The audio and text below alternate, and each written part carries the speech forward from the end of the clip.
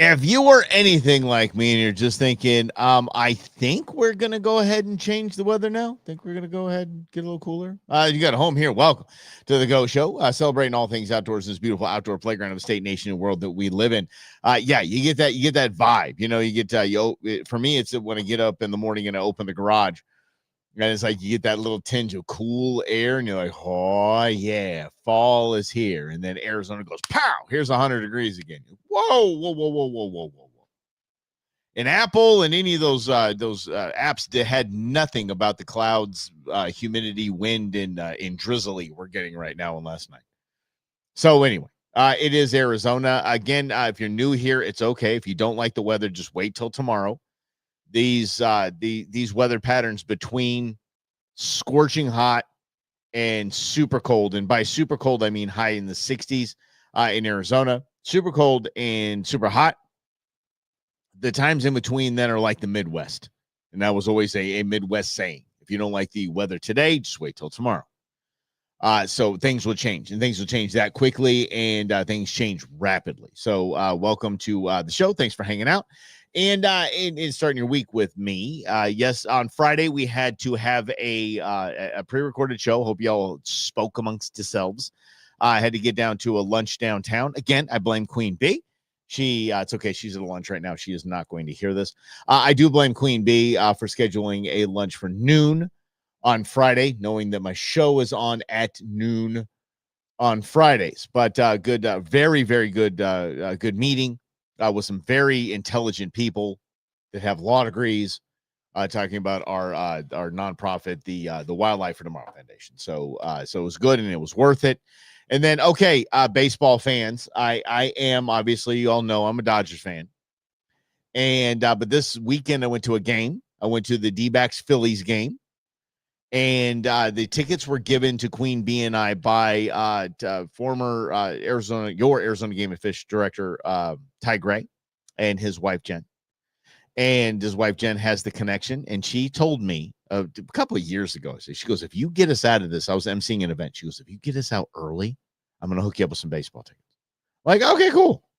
So I got it early. And then it's always been a thing like, oh, I got to get you those tickets. And I'd forgotten what she was talking about. In the Hall of Fame, she said, no, I'm getting the tickets to you right now. I'm getting you baseball tickets.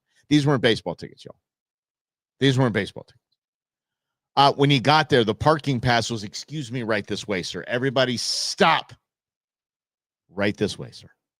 And they put this big thing on my window, and they're like, go to the second level. They're going to take this, and they're going to tell you where to park. I'm like, holy mackerel. Right by the bridge. We're good. We are on the suite level. Boom. Like, holy cow. They went to get in an elevator and go down. Why did we go down? Because we had to go to the restaurant first. Duh. I didn't know this. Y'all, we were in the front row. Literally in the front row. These seats are so good that I was getting frustrated with the D-backs that were on deck that were getting ready to go up to hit because they were in my way. I was like, listen, you beast, move, dude. I can't see the batter. I can't see the batter right now. I'm not kidding. And, the D-backs have some good players and Ketel Marte and Carroll and it's good. They have some good players. Gallen was pitching. But then I got to I appreciate that, Alfred. Thank you so much. But then I got to watch Schwarber hit Bryce Harper. It was funny because we were going down in the restaurants and the little players club thing as we we're rolling through. And there were three guys that had Bryce Harper jerseys on in front of us. They're walking in front of us, this really narrow hallway. And they were walking in front of us. And a employee of the stadium goes, stop.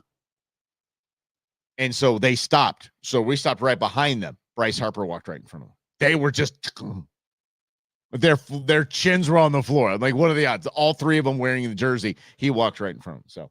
So anyway, got to see some good baseballs. A really good game. D-backs won. And I'm going to tell you all this. And I wanted to save this, but I just got to throw it out there. I wore a D-backs jersey. I went and actually bought a D-backs jersey. I said, you know what?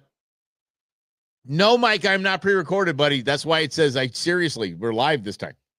Seriously, we're on it and live. But I wore a D-backs jersey. So I figure, I'm going to go to D-backs games that aren't Dodgers games. So I might as well rep the home team, and we had fun. And Queen Bee's a big D-backs fan, and we had fun. It was good. Pre-recorded, but you just responded to me. Yes, right. Yes.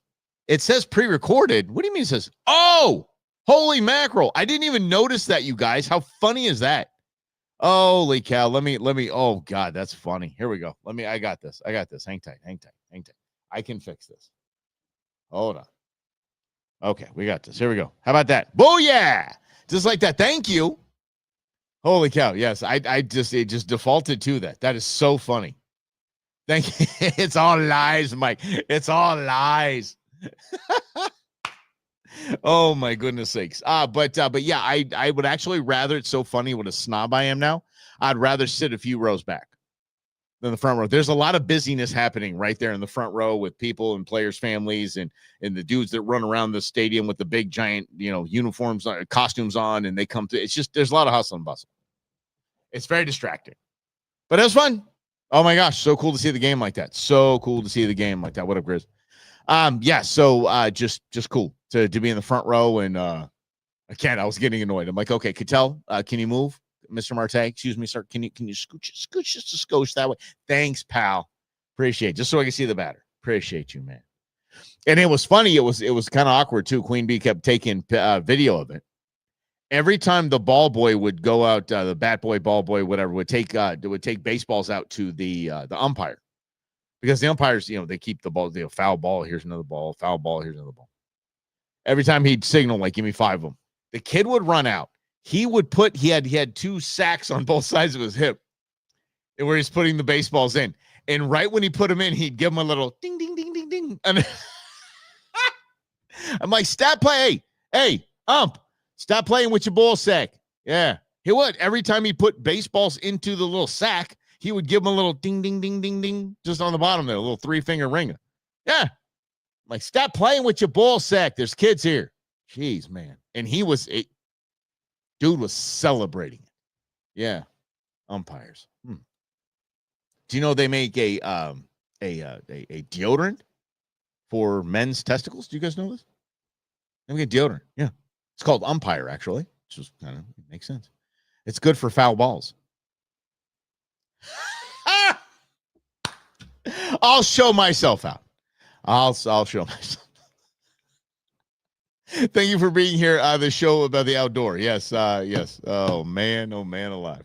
The show about the outdoors. Yes.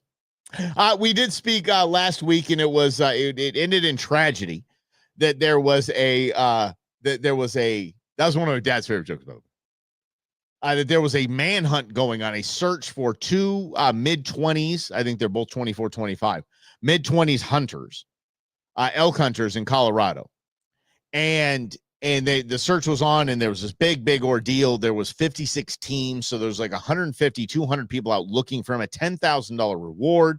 Come to find out, they both assumed room temperature. They are unalived, and they're not there.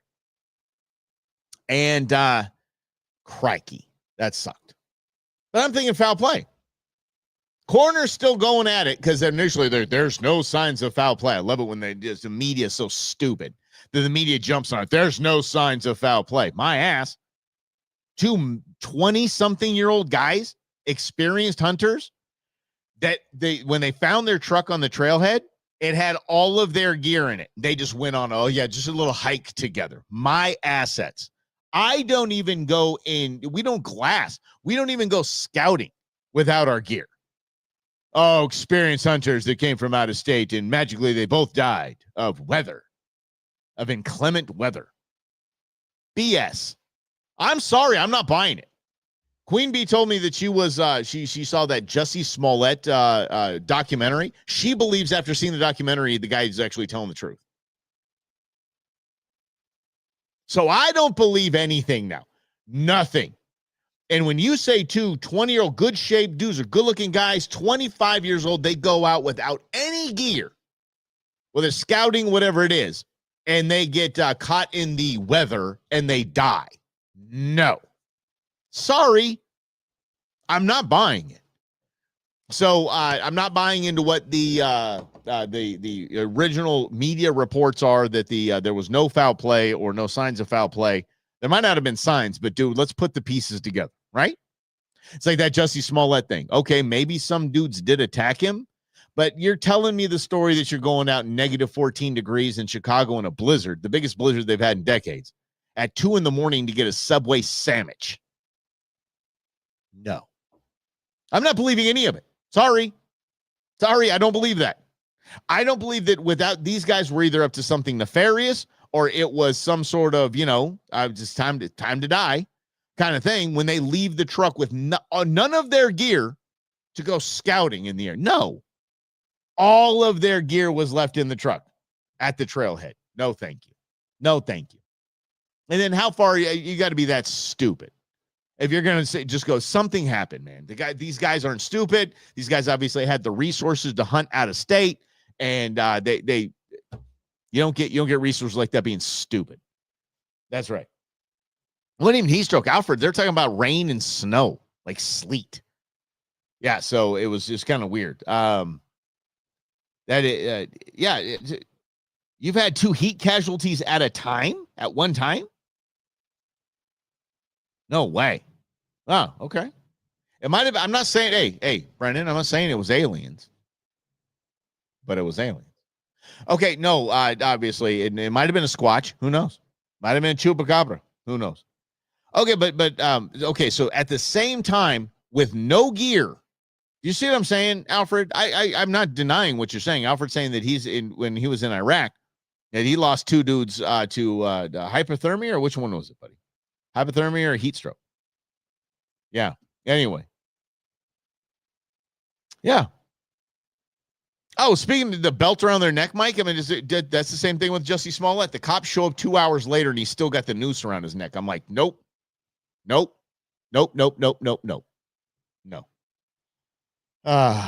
Could have been Eddie Goodwin. Here we go. Is Eddie even on here to defend himself? Ed, are you here, bro? Eduardo, let me know.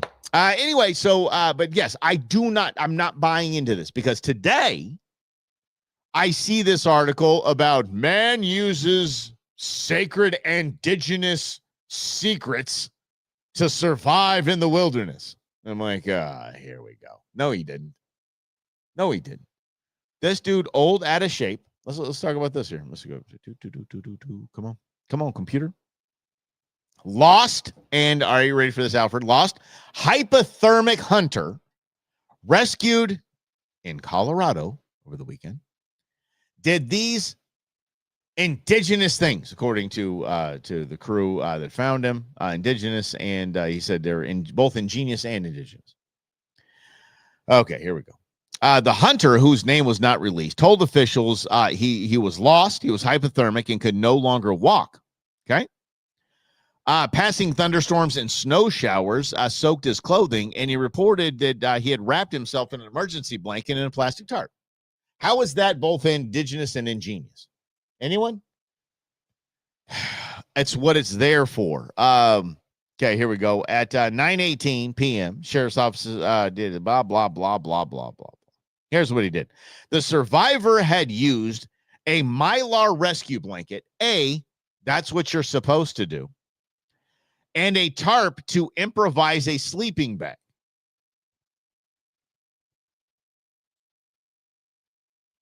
You mean he followed the directions? Did he have a YouTube video?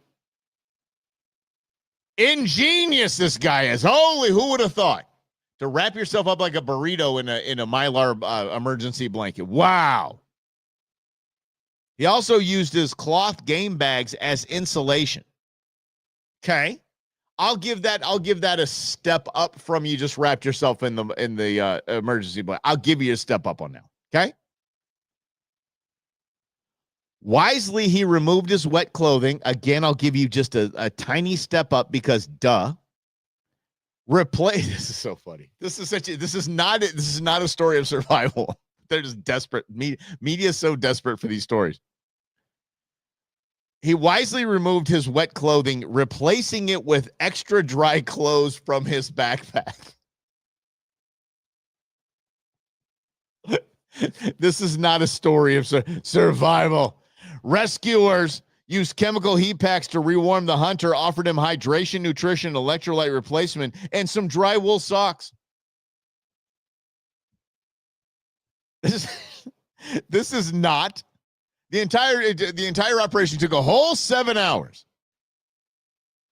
I get no, this is not ingenious. This isn't borrowing from those that have come before us. Because indigenous people did not have Mylar blankets or tarps they carried around with them or dry clothes in their backpack. God, people are they're just desperate for content. That's all the media is. Just absolutely desperate for content.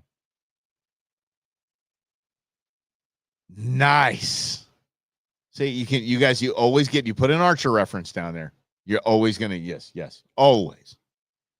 The bear burrito for survival, yes. Oh, yes. That's an indigenous thing to do. No, it is not. Wrap yourself in Mylar blanket and a tarp. Matthew, what do you got here? Dry wool socks. That was it. Yes. Indigenous. Oh, ingenious dry wool sock. Yeah. Please. You guys, it doesn't take me long. That's not ingenious by any stretch of the imagination. Understand this. If you get into your backpack, like my big butler bag, if you get into that thing fully clothed because you think that's going to keep you warmer, it will not. Period. You guys, get all clothes off, all of them, wet or dry. All clothes come off. Then you wrap yourself up. Then you let your body heat take care of the rest. That's what it's for. The best thing to do, oh, here we go. Oh, yeah. And of course, because Tequila Jim, if you have a tauntaun, totally. That makes sense. Yeah. And they just nice and squishy and warm inside there. Yes. I love it how I think probably Mark Hamill was probably $150 dripping wet, right? But 150-pound man gets stuffed in. There's plenty of room in there. Plenty of room. Squish him on in there. Oh, look at that. Alfred, my man. Alfred's coming with it. Your body heat can dry the clothing in the bag. See, now that's ingenious stuff right there. Yeah. But that's the thing. I mean, if Queen Bee and I are out stuck somewhere, that's my line. You should just kick some Barry White on your cell phone and be like, to stay warm, we got to get naked. And we got to get in that. We got to hold each other tight. Closer the better, if you know what I'm saying. That's right. Come on, I don't need those lines. But I'd use them. But I definitely use them. Because come on. It's not like you guys are like, ooh, yeah, let's make out or something like that when you guys are almost hypothermic. So, yeah. But it's like, sorry, hon. We got to ditch these clothes and get in this little bag here. Let's jump on in. Yeah. Uh-huh. Wear your hands. I don't know. It's trying to get warm. Wear your hands. Trying to get warm. Why are you trying to get warm? It'd be so bad. It really would. Yes. The north side, right, Michael? There you go. Don't not twice. It's right. Hey, babe, it's a little cold out there. Just so we're we're almost hypothermic. I do have an excuse. My entire reproductive system is now residing in my chest to stay warm. Yeah. Yeah. She said. I know she would say that for sure. Yeah, it must be cold out there, huh? Yeah. I bet it's a little cold out there. Deer hunt. See, okay, well then, if on the deer hunt I'm going to freeze, then I'm just going to bring Queen Bee, just in case. Why did you? No, seriously, Mike. Why did you bring your girlfriend? Mike brought his girlfriend. For safety. Duh. That's right. That's why I brought Queen Bee. I guess that's the only excuse you can really get for bringing your girlfriend to deer camp, right? You'd be like, unless she's got a tag. The only other one is just for safety. We got this backpack that she's going to carry. I'm sorry, this sleeping bag she's going to carry. I'm going to carry the hunting gear and snacks. Again, that's why I just think it's complete BS. That story, those two 20-something-year-old hunters, that's just complete BS. Right? Safety third, my ass. If she's safety, it's safety first. She's like, well, shouldn't we build a fire or something like that? I mean, we have these fire starters, we have wood all around us, and we have lighters. Shouldn't we start a fire? No, can't start a fire, babe. Nope, can't start a fire. Here, let's just jump in this bag. Get your clothes on. Oh, a poncho and a poncho liner is right. So I'm talking about, Alfred. So I'm saying. You guys don't need to be survival experts to survive a couple of days out in the. I mean, yes, I understand hypothermia is the thing, and on our deserts, the dehydration and heat stroke are a thing. I get it, but you don't have to take survival training to just survive a couple of days in a storm. You don't. You can do it with the basics. With the basics. Yeah, that's right. Gosh. But I'm telling you that there's something fishy going on with those Colorado hunters. Something very fishy is happening. Very, very fishy. I'm not something that wasn't right. But it might not be fishy. It might have just been, I don't know, maybe there's like, it's like a broke back kind of thing. I'm not I'm just seeing. These guys are like, we're just gonna end it here. It's like a Romeo and Juliet thing, or a Romeo and Romeo kind of thing. Who knows? You never know. It takes common sense. And one of the lines that I learned from one of the things I learned from the movie The Edge, the ticket buys you the whole seat. All you need is the edge. Anthony Hopkins, Alec Baldwin, and Elle Macpherson. Again, you're welcome. The movie should be called that's what it should be called. It shouldn't be called anything but just because it's very Jurassic Park. Da da da da da da. Chased by a bear kind of thing. But he said that the number one killer when you are in a survival situation is pride. I'm like, that makes nothing but sense. That makes nothing but sense. That pride is the number one killer in the outdoors when you're in a survival situation. How'd I get here? How am I in this mess? Woe is me. There's no way I'm going to get out of this. I'm going to die here. That kind of crap. Instead of keeping yourself busy and moving towards something, anything. I mean, we are where we are. And I understand there's some pretty vast, spanses of wilderness. But I mean, odds are if you keep moving, you're going to hit something, or you're going to find a cell tower, or you're going to find someone. If you're hollering all the time, making noise, you're bound to find somebody. Yeah. Why can't he said, that's what I'm telling you, man. Why can't I quit you? It might have been something. Yeah, they were looking for balls. Nice. Yeah. I think something to write an article, like some harrowing article. Oh, this man survived in the Colorado wilderness by ingeniously using a survival blanket and a tarp. Huh? What? Really? Ingenious. He took his wet clothes off. Alfred, that's a good idea about the drying them in your bag. That makes sense. Got a little stanky in there though. But I don't think you're worried about it, right? Yeah. Cue the banjo music. That's right. Might have been, boy, you got a pardon, ma'am. There's times where, and actually heard, if you're still on here, Tequila Jim, if you're still around, bro. Yeah, I still haven't posted that video of us. I don't even remember. I think what we're deer hunting on just wide open flat, wherever the hell we were, and there was a restaurant bar that looked exactly. You heard the banjos coming out of there. Ding ding ding ding ding ding ding ding. Mm-hmm. Yeah, MacGyver. Remember those days? Oh, great! What a great show. I just bought a Detroit Tigers hat because my buddy plays for the Tigers. So I bought a hat because I wasn't going to buy a Tigers hat. Wasn't at all. I was in Dayton. Okay, yeah. That's where it was. Tequila Jim says in Dayton. So I'll try to post that. They're going to find that damn thing and post it. It's pretty cool. It's scary as hell. Whew. I don't think it's even Soylent Green. I think they are actually eating people. They're not even trying to mask it. Like, yeah, here's some ground burger like this. You hear the in the back and it's pretty bad. You still watch MacGyver? Hell yeah, dude. MacGyver's fantastic. They made a movie, didn't they? I know they made an A-Team movie, which is actually pretty good. That's actually pretty damn good. I liked it. Yeah, but anyway, so MacGyver. You didn't believe me when I said turn at the pyramid. Swear to God. Tequila Jim told me, he's like, dude, here's where we're going to go hunting. You need to turn at the pyramid. I'm like, shut up. Again, not saying it's aliens, but it's aliens. We have a damn pyramid out there. So he's going to die after breaking her hip on the bathroom floor. Jesus, Lynn. And by the way, Lynn, stop it with this, dude. Stop, bro. So, dude.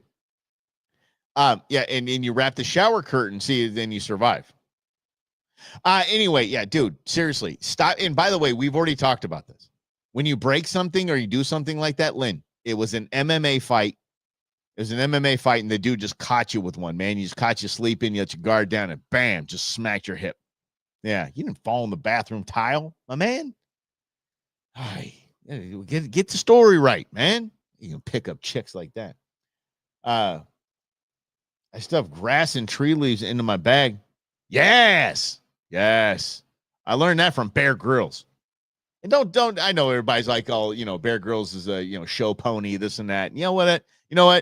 The guy's done some good. Like, you've learned some stuff watching Man vs. Wild. Not the celebrity one that he did was one of the dumbest pieces of garbage I've ever seen on TV.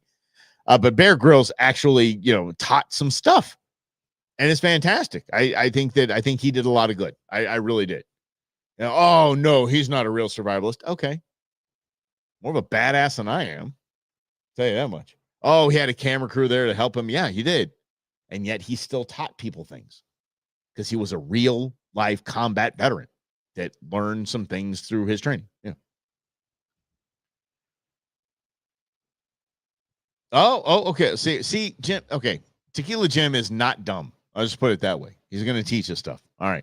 For everyone, the World War II 81st Infantry Division monument north of Dateland is a pyramid. There you go. You can still see where their barracks were. You can see where all that stuff is. It's kind of a cool spot. Side of the bar restaurant where you're certainly going to die and be eaten if you go there. And you have all your teeth. They know you're not from around there if you have all your teeth. How you compliment a woman from Dateland? Nice tooth. Right. Yes. It is cool hanging out with Tequila Jim and his dad. You learn some stuff. Whatever. I'm Arizona public school educated, so don't give me this. I'd say, yeah. Eddie, you missed it all, my man. We even had a reference of you earlier in the show. Mm-hmm. Eddie, please send me a text and let me know when you're going to be at the high school, because Queen Bee and I want to make sure that we don't miss that, and I have a bunch of stuff for you. Okay, so Megan, and how was the bison? Let me know how that goes. All right. Okay, we're gonna get the this isn't even coffee. Oh, and we're gonna do this. Tequila Jim's gonna be excited about this too, because he is no more Tequila Jim. He is on the wagon with me. So we are going next Friday. Thanks, brother. So we are going to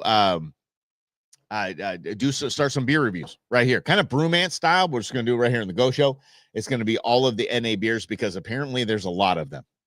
There's a lot of them, including Deschutes Black Butte Porter.